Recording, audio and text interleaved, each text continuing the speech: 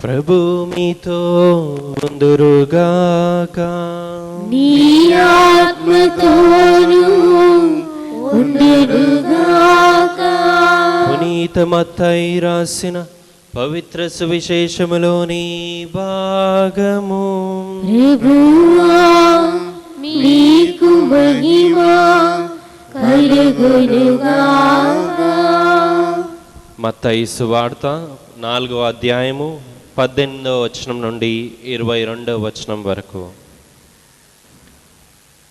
గలిలియా సరస్సు తీరమున యేసు నడుచుచు వల వేసి చేపలను పట్టు పేతురు అను పేరు గల సీమోనును అతని సోదరుడగు ఆంద్రేయను చూచెను.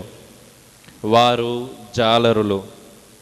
మీరు నన్ను అనుసరింపుడు, మిమ్ము మనుషులను పట్టువారునిగా చేసెదను అని యేసు వారితో పలికెను. వెంటనే వారు తమ వలలను అచట విడిచిపెట్టి ఆయనను వెంబడించిరి. అచట నుండి పోవుచు యేసు జబదాయి కుమారులైన యాకోబు, యోహాను అను మరి 2 సోదరులను చూచెను.